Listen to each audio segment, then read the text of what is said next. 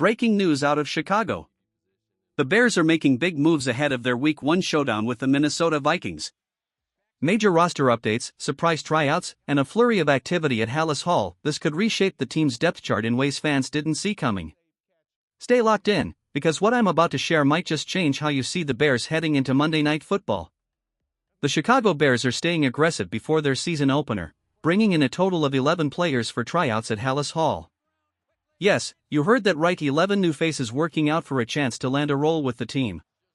But before we dive into the full list of names and what this means for the Bears moving forward, backhand index pointing right. If you love keeping up with the latest NFL updates, make sure to subscribe to the channel, hit that like button, and don't forget to press the bell icon so you never miss breaking football news.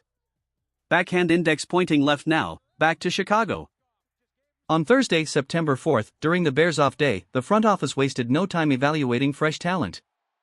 Among the names, veteran offensive tackle Zach Banner, a massive 6 feet 8 inches, 358-pound lineman who's seen time with the Pittsburgh Steelers. He brings size, experience, and could offer solid depth to a roster already carrying 10 offensive linemen.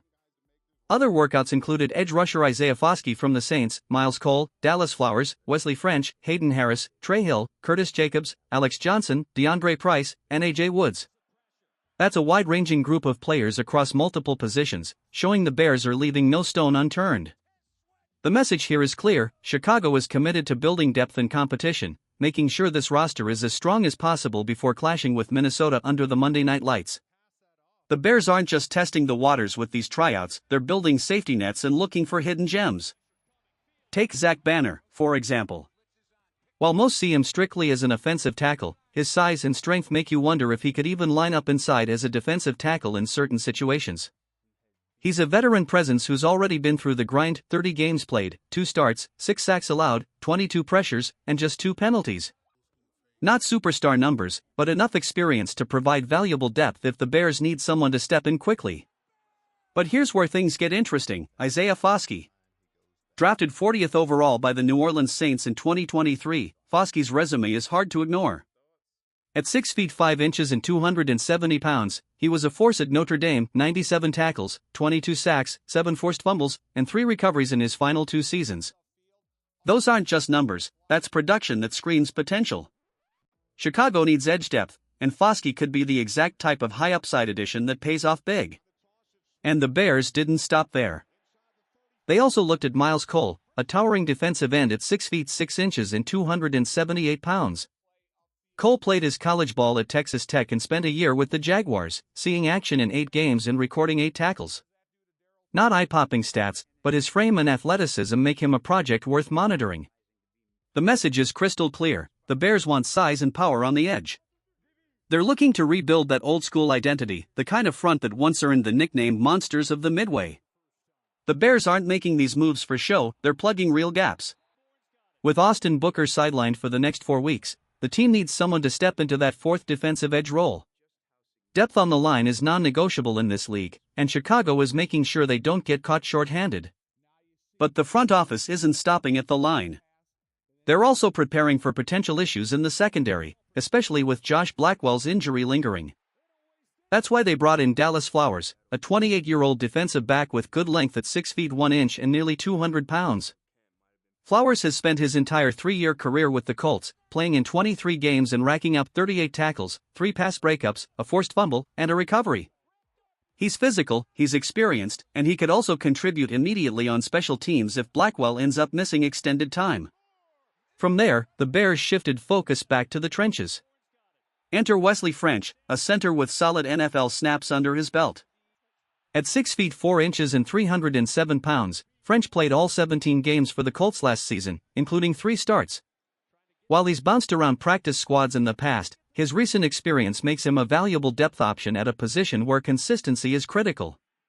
And then there's a name that stands out because of his size and raw potential: Hayden Harris, a 6 feet 5 inches, 260-pound edge rusher who has spent the past 2 years on the Buffalo Bills practice squad. He hasn't had his NFL breakthrough yet, but the Bears clearly see something worth exploring.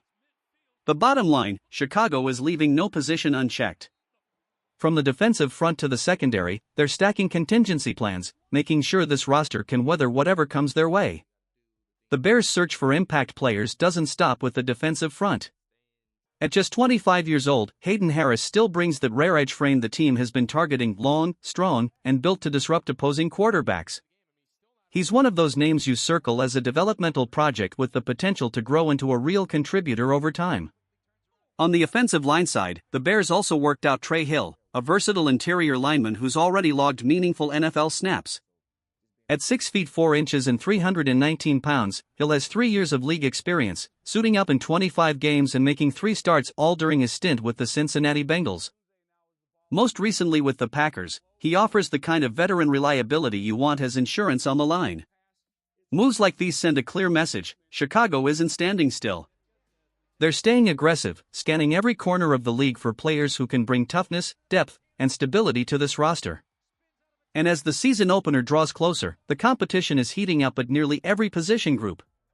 The Bears' tryout list continues with some intriguing names on the defensive side. At linebacker, Curtis Jacobs is one to watch. Originally picked up by the Titans off waivers earlier this year, he's bounced around between the Patriots and Chiefs practice squads, showing flashes of speed and versatility. Jacobs hasn't carved out a full-time role yet, but he's young, hungry, and could benefit from Chicago's aggressive approach to developing depth. In the secondary, the Bears evaluated Alex Johnson, who signed with the Giants before landing on the Colts practice squad last season. He later earned a futures deal, but remains available as a developmental piece. Then there's Deantre Price, a defensive back drafted by Jacksonville in 2024. Used mainly on special teams, he logged a modest rookie campaign before being released, giving Chicago an opportunity to see if he can fit into their rotation. Finally, A.J. Woods, while not widely known, comes with strong athletic traits that make him a classic low-risk, high-upside candidate for a tryout. But beyond the workouts, the bigger headline lies with the Bears' depth chart and injury report. Cornerback Jaylon Johnson is still nursing a groin injury, limited in practice this week, while running back Kyle Monangai battles a hamstring issue. The good news? Safety Jaquan Brisker is fully healthy, and wide receiver Dion DeVernay has returned to action. That creates an interesting problem for the coaching staff: what to do at the number 2 running back spot. Rookie Britton Brown has been practicing well, but if Monangai is cleared, he's currently listed as RB2 on the depth chart. It's a good dilemma to have, but it underscores just how competitive this roster is becoming as Week 1 approaches. The Bears' running back situation is still in flux heading into their matchup with the Vikings. Roscoe Johnson hasn't practiced this week, making it unlikely he suits up on Monday night. That leaves Chicago leaning on Britton Brown and rookie Kyle Monangai, who could be in line for a bigger role if Johnson can't go. For Monangai, it's a chance to make an immediate impact in his first NFL game. Meanwhile, the Bears also updated their offensive line depth chart, and it's starting to take shape. At left tackle, it's Braxton Jones backed by Theo Benedict. At left guard, Joe Thuney holds the spot with rookie Luke Newman in reserve. Drew Dalman and Ryan Bates are slotted at center, while Jonah Jackson locks down right guard. Next to him, Krona Magaji adds depth, and the right tackle position features Darnell Wright with AZ Chapillo behind him. On paper, this unit looks stronger and deeper than it did a year ago. Defensively, the rotations are also becoming clearer. On the interior, Chris Williams steps into the rotation as the 5th defensive lineman, backing up Shamar Turner.